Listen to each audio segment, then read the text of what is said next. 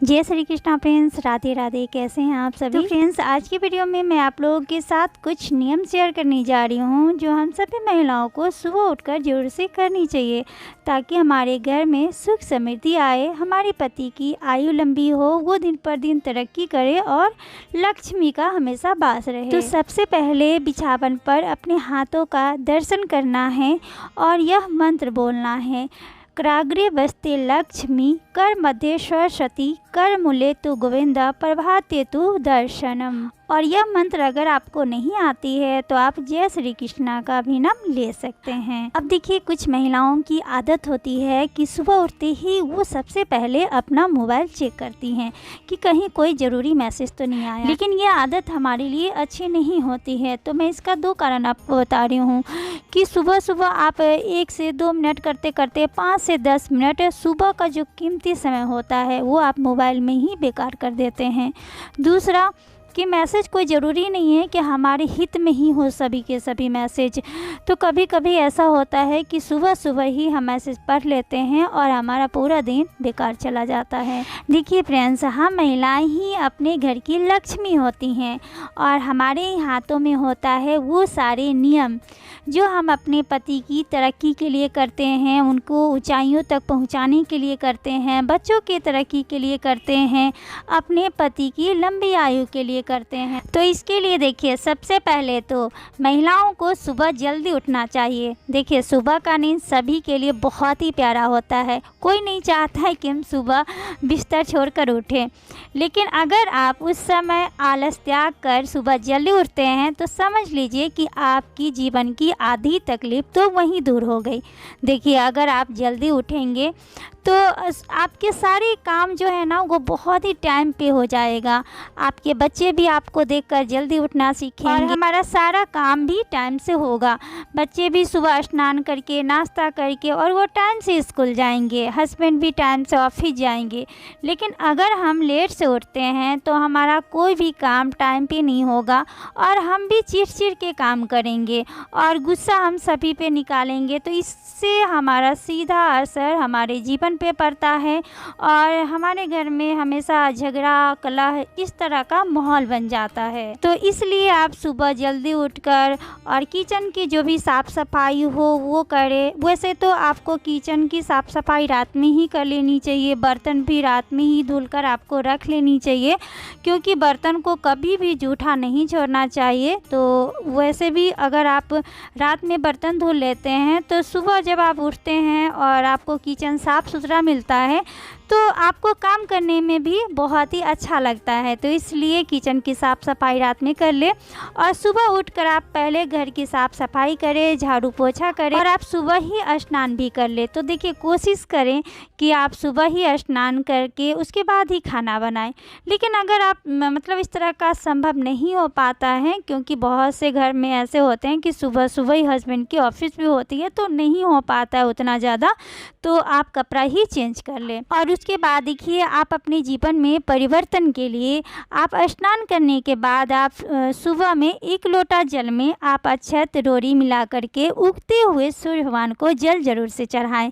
देखिए, इससे क्या होता है कि हमारे ग्रह में सूर्य प्रबल होते हैं और इससे हमारा भाग्य उदय होता है। और जो स्त्री पुरुष सुबह में सूर्य भगवान को जल देते हैं उनका भाग्य कभी नहीं सोता है, उनका भाग्य भी सूर्य भगवान की तरह चमकता है। और सूर्य भगवान की तरह चमकने के लिए आपको अपने जीवन में तपना भी पड़ेगा और जो लोग तपते हैं वही लोग निखरते भी हैं। और सूर्य भगवान को जल देने के बाद तुलसी माँ की भी पूजा आप रोज़ करें। देखिए, अगर आपके घर में तुलसी की पौधा नहीं है तो आप अपने घर आंगन में तुलसी की पौधा ज़रूर लगाएं। सुबह में आप उन्हें रोज़ जल अर्पित करें और हो सके तो सुबह शाम आप दिया भी जलाएं। इससे आपके घर में सुख समृद्धि बनी रहेगी। और इसके बाद आप अपने घर के मंदिर में जो भी देवी देवता हैं उनकी पूजा पाठ करें और दीपक जलाएं। तो ये सारे काम बहुत ही आराम से हो जाएंगे अगर आप सुबह जल्दी उठते हैं तो। और नहाने के बाद आप खाना बनाते हैं और पहले भगवान को भोग लगाते हैं, फिर आप बच्चे को टिफ़िन देते हैं, हस्बैंड को देते हैं, तो ये एक प्रसाद के रूप में हो गया। तो कहते हैं ना कि जैसा अन्न वैसा हमारा मन, तो जैसा हम अन्न अपने बच्चों को परोसेंगे, बच्चे के मन भी वैसे ही होगा। तो इसलिए स्नान करने के बाद अगर हम शुद्ध होकर खाना बनाते हैं तो वो प्रसाद के रूप में वो खाना बच्चे ग्रहण करते हैं। और हमें भी टाइम मिल जाता है कि हम अपना टाइम से जो हमारा नाश्ता है सुबह का, दोपहर का जो भी लंच है, हम टाइम से लेते रहेंगे और हम स्वस्थ भी रहेंगे, हमारा मन भी स्वस्थ रहेगा और हम सभी कामों को ढंग से कर पाएंगे और इससे हमारा घर का माहौल भी काफ़ी खुशनुमा रहेगा। सभी लोग बहुत ही प्यार से और खुशीपूर्वक रहेंगे। देखिए, हम सभी लोग अपने हस्बैंड की लंबी उम्र के लिए करवा चौथ का व्रत रखते हैं और आए दिन घर में किसी न किसी बातों पे हम लोगों में नोक झोंक होती रहती है, लड़ाइयाँ होती रहती है। तो फिर क्या होता है ना कि ऐसे मन अशांत रहता है और जीवन भी बोझ सा लगने लगता है। तो इसलिए भी पति पत्नी को कोशिश करनी चाहिए कि वो दोनों एक मत होकर काम करे, किसी भी चीज़ को मिलजुल कर करे और घर का ऐसा माहौल बना के रखे, ऐसा मधुर संबंध बना के रखे कि बच्चे भी हमसे देखकर ही सीखते हैं कि बड़े कैसे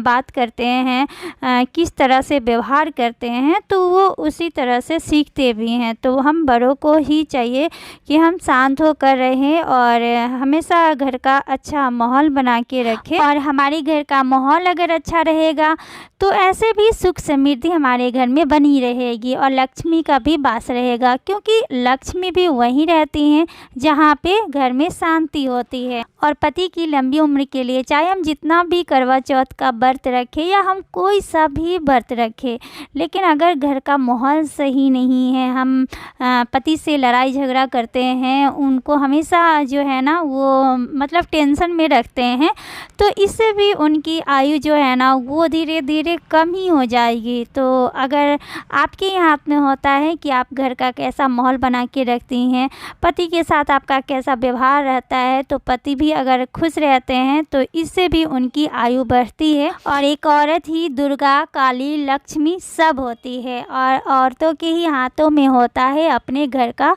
सुख संपन्न।